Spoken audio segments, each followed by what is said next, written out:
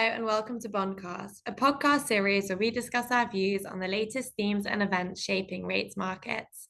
I'm Imogen Bachra, head of non-dollar rate strategy, and I'm joined today by our global market specialists, Joann Spadigam and Deepika Dayal. Okay, there's loads to go through this week, and I always think it's a good sign of a busy week when there's been a Fed meeting and US inflation, and yet that's not where we're going to start on Bondcast. So I will come to that, but Joann, let's start with you first in Europe, because perhaps the bigger surprise of the week was French President Macron calling for a snap election following the results of the European parliamentary elections last week. What's your current thinking, I suppose, on the state of play there? It seems like a very volatile and fluid situation with lots going on. Yeah, as you said, Imogen, a fairly fluid and volatile time in French politics for now. The results of the election, the European election, were as expected, but I think, of course, one of the key reasons that this election was called was the fact that RN did have about double the amount of support than Macron did at the European elections, and that was the main reason this election was called. I think it's fairly interesting just because the move to the right was widely expected, but obviously not to this extent. A lot of this has left the markets in a pretty volatile place, and I think the state of play is quite uncertain at this point. We continue to see headlines of various parties in France trying to form coalitions, and some of that failing as well. So it's been a pretty rapid movement in that sense. For now, we think the base case, or a very small likelihood of this base case, given that things are always changing, is that the RN will come with a majority in Parliament, a relative majority at this stage, and not an absolute majority. But clearly, I think the key focus for markets is what that means for fiscal policy in the euro area and in France specifically. There's obviously other questions as well on what it means for the EU and the unification, and perhaps further down the line what that means for further unification of the EU. So I think a lot of these questions are in the mind of the market as RN comes to perhaps get a majority in Parliament. And what does that mean for the market then? I mean, obviously, we've seen an underperformance of French bonds over the last couple of days versus its European peers versus its global fixed income peers. Do you think that there's further underperformance to come, or has it moved enough for now? So I suppose part of the underperformance is questions around fiscal spending and what RN means for that. The latest information we have is quite outdated. It's from that 2022 election and what they had pledged there, and that would have involved a considerable amount of spending, which obviously is negative in the context of France already having high levels of debt, and I think for this year having revised their deficits for 23 and for 24. So the debt picture is still very much in focus in France, and as you know, there's already been a downgrade in French ratings from the S&P earlier in May. So the debt picture is still very much in focus, and I think that's kind of the key concern for markets. I think that perhaps the French government has learned that it doesn't perhaps have the same room to spend as much as it would have liked in the past.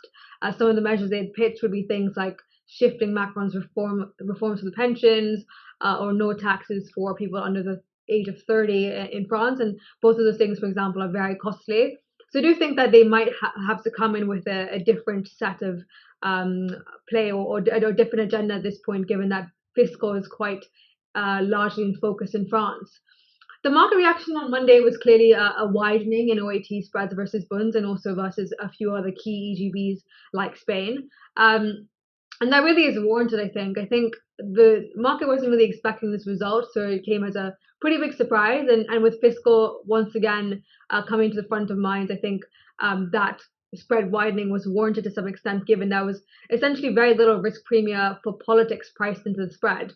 As you would have known, French spreads, along with the whole host of EGB spreads, were tightening for quite a lot of this year, given that ECB rate cuts were coming, and that because the atmosphere for risk was quite positive. So I think it's definitely warranted that this political risk premium comes back into OATs. And I do think that into the election, with the first stage on June the 30th, there will continue to be volatility. So we definitely think that there is some underperformance to come in OATs versus other EGBs like Spain, given the fact that we do think that political risk will remain elevated in the near term. I think for other EGBs like Italy, for example, there was some implications as well for BTP or Italian spreads on Monday. Really based on this idea that if the RN comes to power, that actually what that means is a less unified EU, so that spread did widen. But we do think at this point in time, unless we get Le Pen as president or an absolute majority in the RN, perhaps that risk is muted in the short term. That becomes, I think, a bigger risk in 2027 if Le Pen does become president at that point.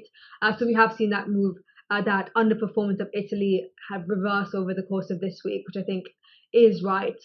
So for now, yeah, underperformance will continue. The headlines will continue to be watched, and we will be keeping an eye on things. I guess when we're thinking about European government bonds, EGBs this week, the other sort of interesting story has been about EU, which of course is not a sovereign but a supranational, but there was an ongoing assessment about whether it would be included in sovereign bond criteria rather than as a supra, and MSCI, one of the index providers, has come out, concluded its consultation, and decided that for the time being, the EU won't be included in its sovereign bond index. What's your take on, how much that matters and what that might mean for the performance of EU bonds going forwards?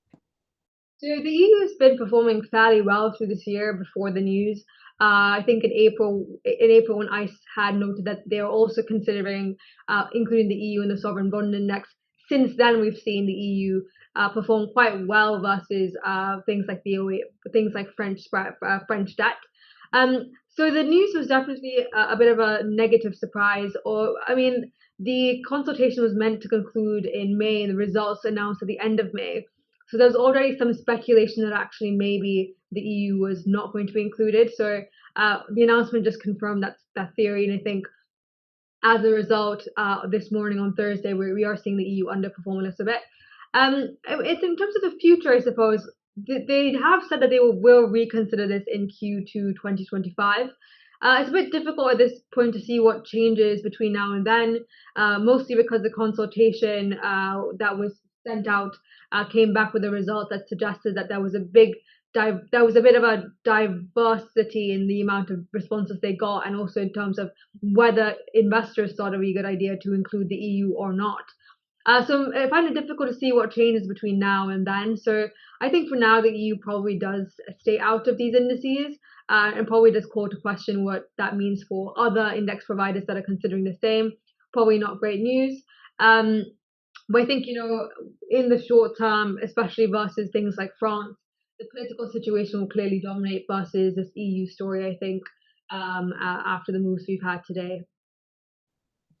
I guess as well, to a certain extent, if part of the hesitation around including it or classifying it as a sovereign bond was to do with concerns around the permanency of the EU's need to issue going forwards, what's happening in France at the moment, and potential elevated concerns around the, future of the European project, should we say, then actually that makes it even less likely that the EU could be included in sovereign bond indices going forwards.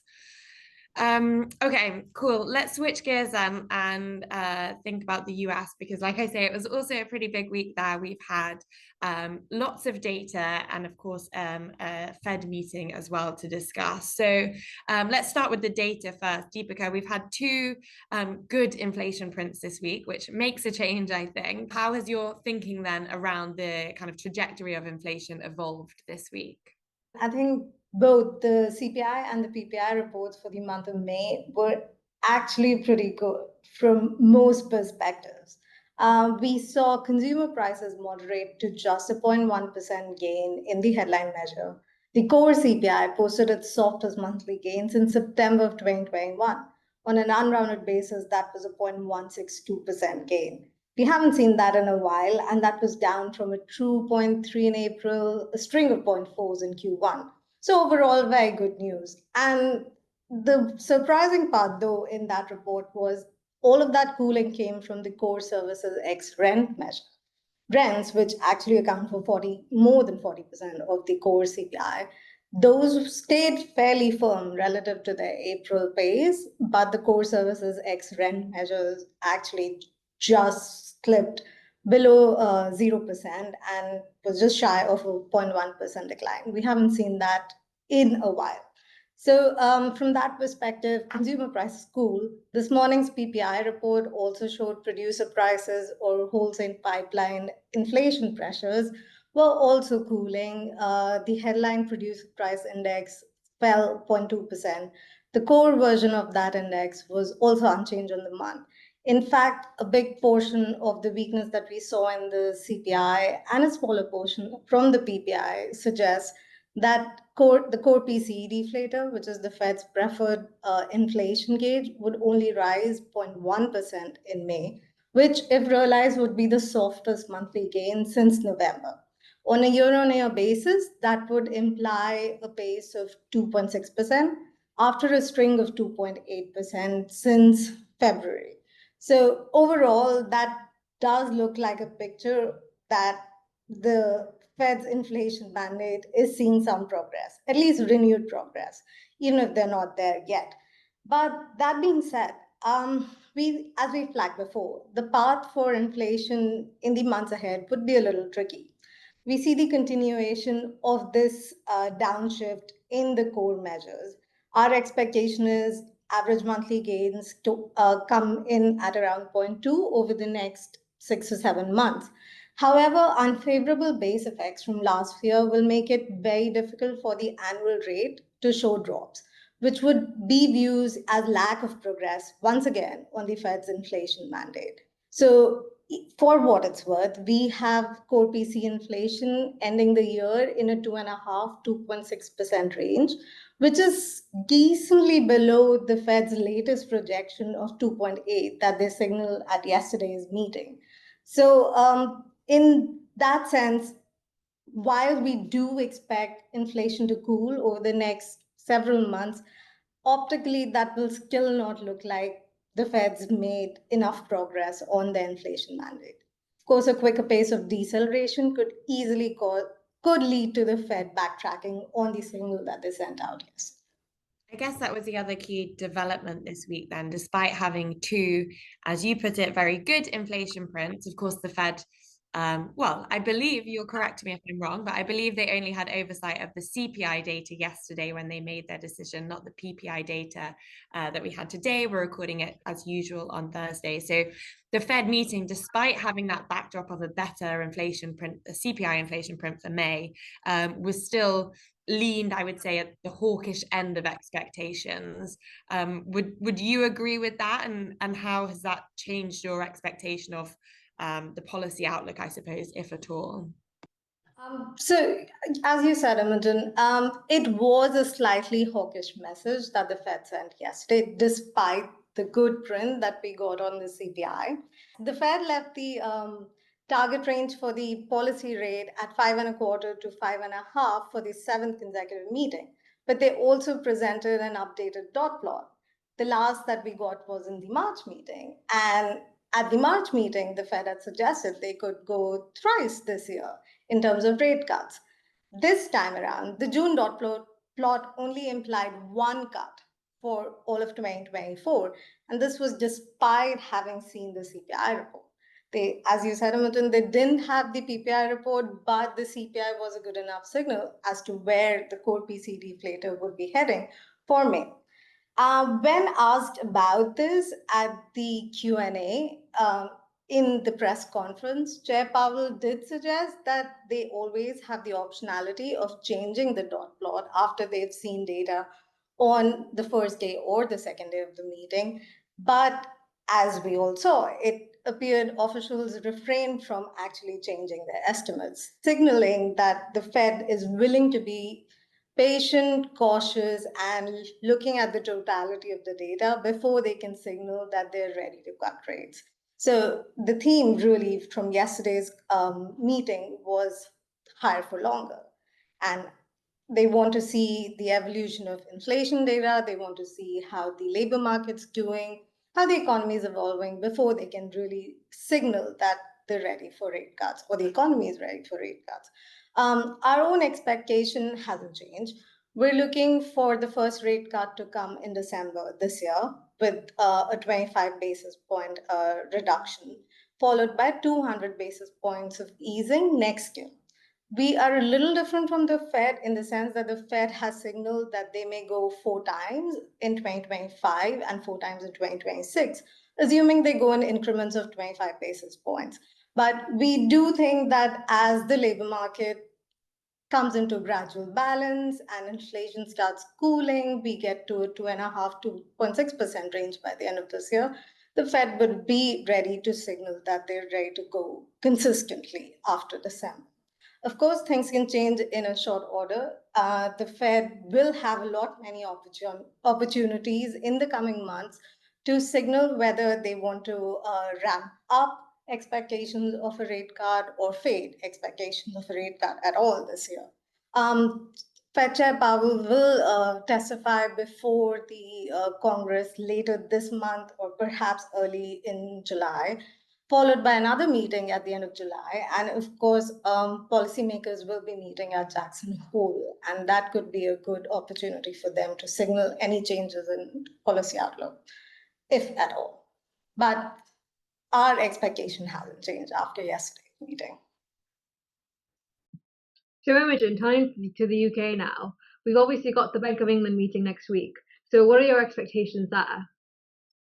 Yeah, to be honest, not very much. I mean, we've been in this period where Bank of England public speaking engagements have been cancelled given the backdrop of the general election campaign. So we haven't heard anything new from any speakers, and especially not after that upside surprise to the service inflation print a couple of weeks ago. But I think the combination of that upside surprise in the data and the fact that, this is a meeting with minutes that will be published, but that's taking place against that backdrop of that campaigning period for the election, probably means that this is a unexciting meeting. So I guess when we think about the key tools, first of all, it's not a quarterly projection meeting. There's no monetary policy report. There's no press conference. It's just a decision on the rate.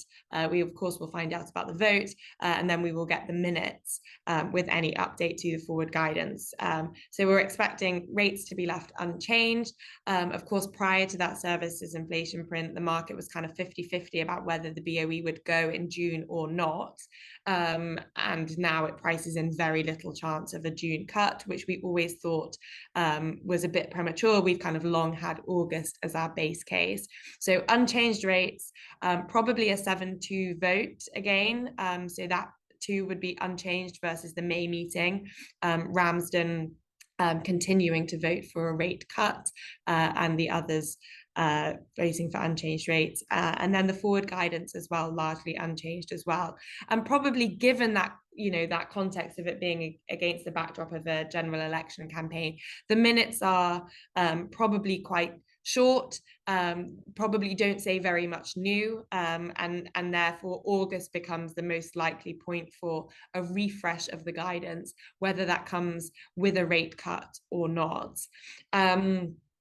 The market is pretty well priced for that. Like I say, it's kind of got almost no chance of a rate cut in June being priced in, and I don't know that anyone's expecting really a big shift in the formal guidance or a change on the vote. I guess the most likely opportunity, or still not especially likely, certainly not our base case, but most likely opportunity for a surprise amongst those key tools would be perhaps Sir Dave Ramsden re-changing his vote back from a vote for a rate cut towards joining that kind of majority 7, and therefore the vote is 8-1. I mean, he gave a speech prior to changing his vote for a rate cut that was kind of focused on service price inflation and those pressures alleviating, and that giving him confidence that domestic price pressures as a whole were coming down. Clearly, maybe he might have updated his assessment after the print a couple of weeks ago. And so it wouldn't be a huge shock to see him change his vote. And at the margin, maybe that would give a kind of otherwise unexciting meeting a sort of incrementally more hawkish feel. But ultimately, I don't think it would matter that much. A majority could be formed for a rate cut in the coming meetings with or without Ramsden. So maybe you would get a bit of a hawkish reaction in the market off the back of that. But otherwise, I expect this to be a fairly unexciting and uneventful meeting that doesn't really drive much of a market reaction at all. I think next week, the probably more interesting information that we will get from a market's perspective will be around the CPI print rather than around the Bank of England and anything that they might say or do. There's also been some talk recently on the BOE's QT. What are your expectations for that for next week? So we won't find anything out in the meeting. Traditionally, the BOE, QT never features particularly highly in any regular meeting. The only meeting where we really learn much new is where we have done over the last couple of years is in the August NPR. They've sort of given an overview of how QT in the past year has gone. And then in the September meeting, the MPC vote on the pace of the rundown in the balance sheet in the year ahead. So next week, we will get a calendar for the auctions for the quarter ahead for quantitative tightening. But again, don't expect any major surprises there. The pace of QT overall for the year has been set. The Bank of England has already adjusted to this sort of skewed sales, if you like, slightly towards the front end of the curve. And I don't expect any changes from that on the kind of auction announcement, calendar announcement next week. I think the bigger and more interesting QT question is the one that's dominating the financial media at the moment, should I say, around the role of QT in the public purse and how those costs could or could not be mitigated, essentially, especially as we think about what an incoming new government might want to do, and especially given that any new government is likely to be very fiscally constrained, and therefore this is one way that they can create some fiscal headroom. Regular listeners will know that we ran through both the dynamics of why QT is such a drag on public finances and the options that the BOE or any incoming government might have at its disposal to alleviate some of those costs. So I won't go through them all in detail, but just given the focus that it's had in the last couple of weeks since we published that pod, in terms of, what politicians are or aren't announcing or maybe thinking about doing, perhaps it's just worth recapping the kind of three ways that we see that these costs could be alleviated.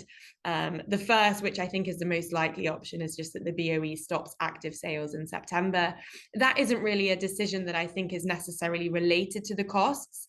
It's more about how quickly the BOE is running down the reserve stock and how close we're getting to what it has previously assessed to be a kind of steady state level of reserves.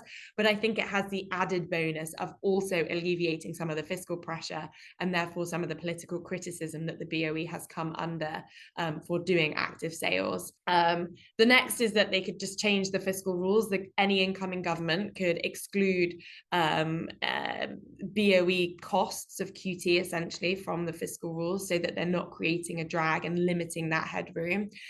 Possible, but quite unlikely, I think, just from the perspective that I think that would unnerve market confidence around the fiscal consolidation that's going to be required. It's akin to changing the rules halfway through the game, given that QE brought in a profit for many years. That profit has been transferred to the government, has already been spent and accounted for in the public finances. So changing the rules now that it's creating a cost, I think would worry markets about the degree of fiscal spending to come. And so you get a kind of adverse reaction in markets that anyway is akin to locking in big losses on active sales and paying out lots of interest on that stock of reserves.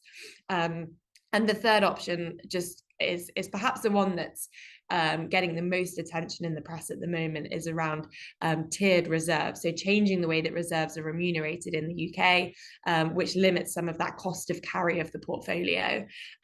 Rachel Reeves actually this week was on the wire saying that she has no plans to do that.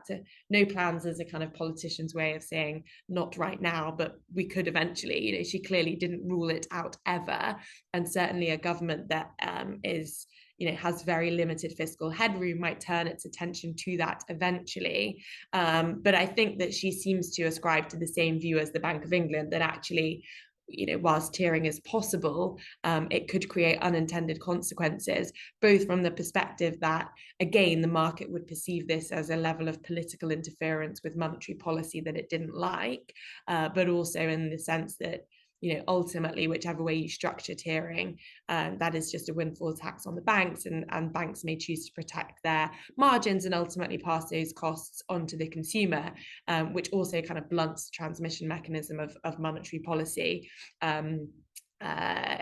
And that would be problematic, I think, from the BOE's perspective.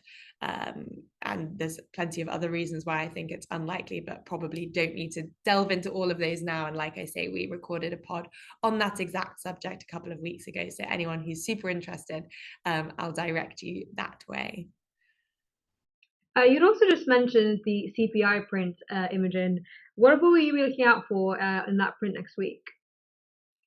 Yes. So the key part of that print essentially will be the service price inflation number. The BOE just a couple of weeks ago elevated that service inflation data as being the kind of most important indicator of persistence in the UK. And no sooner had they done that than that number surprised quite significantly to the upside versus their projections, versus our projections and kind of city consensus as well. So that will be, the key print really, and pretty pivotal, I think, in determining market pricing of the BOE's reaction function for the rest of the year. I think if that comes off sufficiently, and sufficiently here, I'm thinking about a fall from 5.9 maybe last month to around 5.6% this month. That's what we have in our sort of base case scenario. That would be a sufficient drop, I think, once you combine it with the other data that we've had over the last couple of weeks from a growth perspective, on the labour market as well. That should be enough to keep the possibility of an August rate cut alive. If it is much higher than 5.6, then actually I think we get to a point where the market really reassesses how much easing is not just coming this year, but also potentially next year as well. And it's less about just pushing back the easing cycle and delaying that, but really a reassessment of whether an easing cycle at all is coming, and perhaps you just get one or two rate cuts of a fine-tuning of monetary policy to remove some degree of restrictiveness, but nowhere near the kind of easing cycle that we're expecting of, say, in the region of 125 basis points of cuts by sort of the middle of next year. So it feels like an important print, and one that could have a fairly binary outcome in terms of market pricing.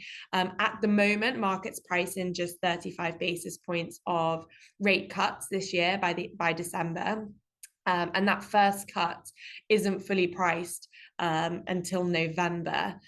So there's an August meeting, there's a September meeting, but the first cut isn't fully priced until November, which is quite different to the way that we see rates evolving. Like I say, we have that first cut in August, and think that if that cut is delivered in August, then actually the BOE could be cutting rates 3 times this year, three times 25 basis points, so 75 basis points. So there's quite a gap between the way that we see the BOE's reaction function and the way that the market does. Now, of course, the risks to our view are skewed to the downside, i.e. less easing and later rate cuts. But I still think that next week's inflation data, and within that service print, could be pretty important in terms of market pricing.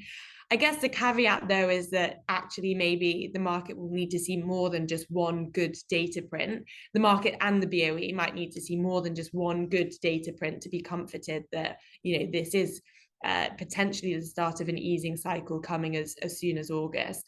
And maybe actually market pricing doesn't shift closer to our sort of central scenario until we've got more months of data, or until that first cut has been delivered, and with it a kind of change in rhetoric, with the BOE clearly signaling that this is the start of a series of cuts and the start of an easing cycle.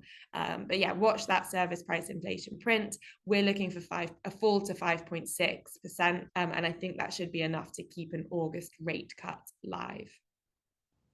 And just wrapping things off here, Imogen, you were on the road seeing clients in Asia last week. We obviously missed you a lot on the podcast. But what are your key takeaways from last week? Good. I'm glad you missed me. I'm glad someone did. Yes, we were in Asia. Ross and I, chief UK economists, we were seeing clients in Tokyo, in Beijing, and in Singapore. So a bit of a whistle-stop tour. I guess unsurprisingly, the focus of a lot of our conversations was on the elections. The takeaway for me was that Asian account base was much more concerned about a potential shift to fiscal policy, with a shift in power potentially from a sort of centre-right government towards a centre-left. And what that might mean for borrowing needs and ultimately gilt issuance. That's different to the kind of level of complacency that we detect amongst the domestic UK client base, where there's a real consensus that the kind of episode of 2022 and the market volatility that followed the mini budget has kind of served to shore up fiscal orthodoxy on both sides of the political spectrum. You hear Shadow Chancellor Rachel Reeves talking a lot about how they will respect the independence of the institutions like the BOE, like the OBR. They will respect the fiscal rules, and they won't be spending more or borrowing to spend more than those fiscal rules will allow. But there was a much higher degree of concern, I think, amongst our Asian account base that not necessarily that there could be a repeat of 2022, but just that a centre-left government might look to test those fiscal rules and borrow and spend more than is currently planned.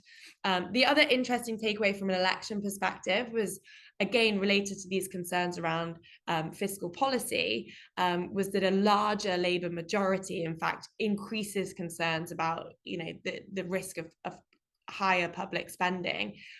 And again, our view is sort of the opposite, that actually you become more worried about fiscal slippage risks in the event of a smaller Labour majority, or I guess at the extreme, a kind of hung parliament, because you worry more that a Labour government or a Labour-led government in that scenario would have to spend more or meet loftier spending demands to kind of shore up support from its base and its backbenchers. But there was a real kind of consensus, I would say, amongst the Asian accounts that we spoke to, that actually a bigger majority would kind of give a Labour government a green light to spend much more. So they were this two sort of election takeaways, which really, when you consider that the gilt market for a while now has relied very heavily on overseas investors, creates an air of concern. And certainly those fiscal concerns, I think, highlighted some tepid, at best, demand for gilts from that account base. And I guess, when we think about concerns related to the size of the majority as well, that means that those sort of political concerns won't necessarily be alleviated, especially quickly after the election. It may take a first fiscal event, a first budget with fiscal policy announcements, for overseas investors to be comforted about the direction of travel of fiscal policy, which probably most likely won't be until the autumn, we think, in October. So we might have some, months ahead of us of overseas investors remaining on the sidelines. And then, of course, the other I guess, key theme that we discussed a lot was the monetary policy cycle and expectations around the Bank of England and its reaction function. I would say there was broadly a more hawkish consensus there than our base case.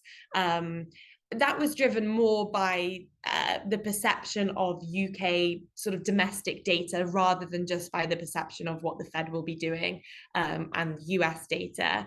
But there was certainly concern that, the consumer rate remained quite strong in the UK. Service inflation is still high and sticky. And we even heard it a couple of times, that concerns that the BOE may well cut, once or twice this year, but that would actually turn out to be a policy mistake, and they might be hiking again next year. So really quite a hawkish consensus when it came to the Bank of England versus our base case, which I already ran through. Anyway, that's probably enough from me. There was plenty to talk about this week. and no doubt, I'm sure, all themes that we will revisit again next week and in the weeks to come. So thank you both for joining me. Thank you to our listeners for listening in. Just a reminder, if you liked today's episode, please don't forget to hit the like button and click subscribe so you can get the latest episodes as soon as they're available. Thanks. See you next week.